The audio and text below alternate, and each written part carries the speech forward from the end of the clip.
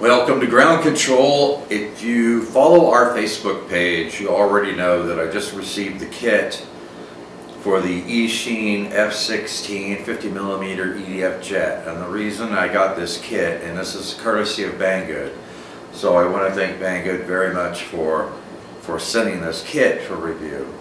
Because what I want to do with the kit is I want to put a pusher motor and prop on it, and I think, well, I'm pretty sure that the performance and the flight time are going to be greatly enhanced with a pusher motor and prop as opposed to the EDF unit.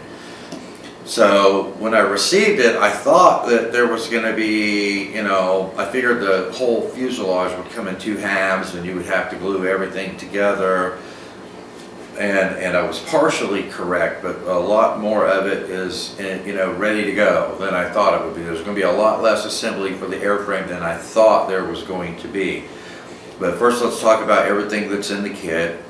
Of course, you get the fuselage, you get the two main wing sections, you get the two horizontal stabilizers, vertical stabilizer, and you get the carbon spar, you get the nose cone. And I typically, I clipped mine off on my plug-and-fly version, not because I was afraid I was going to break this on landing or anything, but because transporting it out there in the pickup truck, I was always catching it on something or banging it on something, and I didn't want to break the nose off of it. So what I did was I just clipped it back and just left a little nub there. It's just aesthetics anyway. You get the manual, you get all of the connecting rods, the push rods, along with the plastic clevises, you get Velcro. And one thing that I'm confused about is there's two little rectangular pieces of plywood. Each one has one hole drilled in it, and it has one screw for each one of these. So I can only assume that these are for attaching the EDF unit, part of the mount of the EDF unit, because I haven't seen anywhere else on the fuselage or on the airframe where I would be able to use those. So unless somebody has a better idea, I think that's what they're for, is for securing the EDF unit in the fuselage. All right, so one thing I was curious about is, if you look at these sections, like the air intake, you see that it's not actually glued. But I couldn't get them apart, and I thought, uh-oh, when they put the magnets and stuff in, they've accidentally glued those in. But what they did, and the cover, the panel that goes over the EDF unit, of course, that's attached with magnets. I think I might try to fly it with this removable with the magnets. I was kind of concerned that without that glued in, that this foam section right here on the fuselage would be a little too weak. But I think after gluing in the horizontal or the vertical stabilizer, I think that will stiffen that up. I'm almost tempted to add a couple of pieces of carbon on the inside of the fuselage to also brace that. But I think I'll try it out and see how well that works with this just not glued in, but just attached with magnets, because I'm also going to be putting my landing skids on this. So anyway, this comes out. And then I was kind of concerned. I thought, well, this is loose on this section, and I thought, but it felt like it was glued down here. So what they did, and you got to be careful, pulling it apart. But what they did was they put some adhesive strips on here. It's almost like an adhesive tape, just little sections here, so that when they packaged it, they could put the sections of the airframe together and pack it the same way they did the plug-and-fly version. So they didn't actually, I thought maybe they had accidentally gotten some glue in there, but that's not what it is. So if you easily, just gently work that back and forth, and you'll be able to get these components off without damaging any of the foam, without wrinkling any of the foam. And so all the major sections here actually do come apart. But when I first looked at it, I thought, uh-oh, I'm in trouble, because these things are, so all the major components come apart. So, you're just going to glue those components to the fuselage. All the rest of the fuselage is completely, you know, ready to go. So you're not going to have to worry about that. So the kit is going to be a much simpler build than what I originally expected it was going to be. So I don't think it'll take any time at all to do that. Now, you know, the wings also have magnets to hold them on. Now, with my plug-and-fly version, I went ahead and I glued the wings on.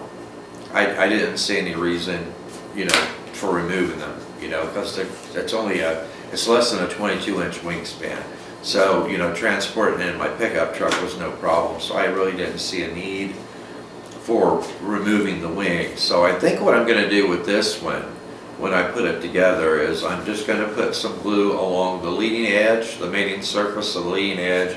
I don't think I'm going to put any glue on the tabs, but I'm going to put some glue along the leading edge of the mating surface for the wing, and then also a little bit on the trailing edge, you know, before you get to the aileron, so that if I do ever need to take the wing back off, all I'm going to have to do is take a utility knife and cut the glue right in between the seams, and that way I'll be able to do it without damaging any of the foam, and I think that'll hold fine. My main concern was that once I set this up with a pusher motor and prop, and that prop is going to be back here spinning at high RPM, I do not want to belly launch it once I get a pusher motor and prop on it. So like my other planes that have pusher motors and props on them, I do wingtip launches, and that's what I'm going to be doing with this.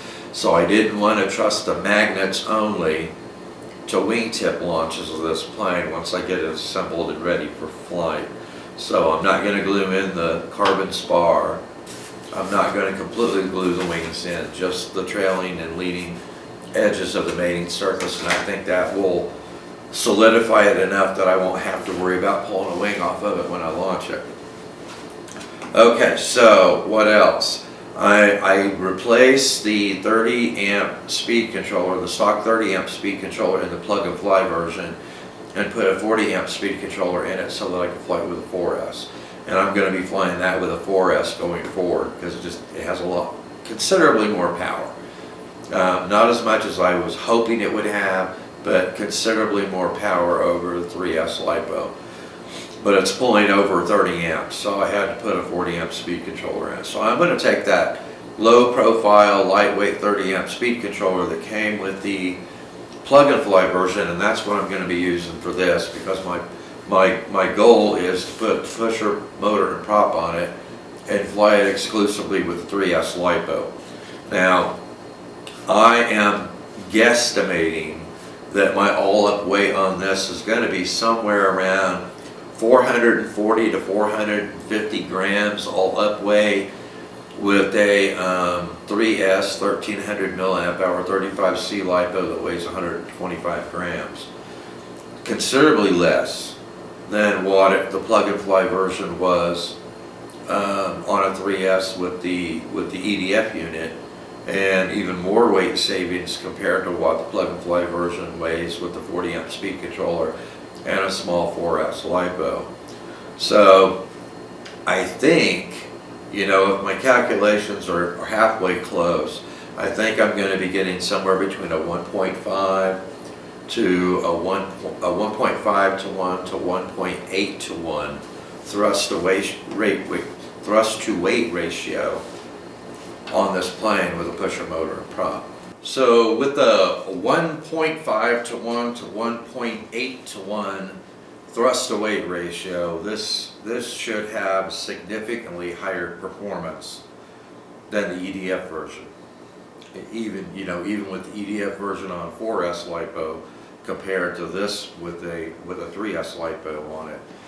Okay, so I'm going to be using, I went back and looked at all of my motor thrust data from all the testing I've done with different motors, different props. My hope is that I can use a 6x3 composite high efficiency prop on the motor that I want to use. Now, this is just slightly under 22-inch wingspan. It's around 20, 21, 21 and a half. Now, on my Glue and Fly Series F22 Mini version 3, I do run a 6x3 composite high efficiency prop, the same prop that I want to use on this. And it's only a 22-inch wingspan and has a very minimal torque roll to it at all. So I'm hoping, even though it's a fairly short wingspan, there's a lot of wing area there. So I'm hoping that I can use that 6x3 prop without having any significant torque roll from it. If I do, then I will probably have to select a 5x4 or 5x5 prop to get the same amount of thrust with less torque roll. But we'll see how that works out. So I'm going to use the stock 30 amp speed controller. I haven't selected a motor. I've got 2 or 3 motors that are really good candidates for it. I have the prop that I want to use. I'm going to use 4 digital nylon gear servos on it. So once I get this put together, get it ready for flight, if the performance is where I think it's going to be, and the flight time is where I think it's going to be, then I will provide you guys with the links to all the components that I use for it, because I think it's going to be a pretty inexpensive build with this kit. For the performance that you're going to get from it and the components that I've selected for it, I think it's going to be a fairly inexpensive build. So anyway, I'm going to be working on this, so stay tuned. I'll get it in the air as soon as I can. Right now we're kind of in the middle of our second monsoon season for some reason, and so it's cloudy most of the time now, it's windy, and we're getting rain. So if I get a break in the weather in the next week, I should have this up in the air. If not, maybe 2 or 3 weeks before I get it in the air. But anyway, that's where I am with this project. That's why I was looking forward to getting the kit, because I really think this is going to be a very high-performing park jet with a pusher motor and prop on it. So stay tuned. Thanks for watching, and I will see you in the air.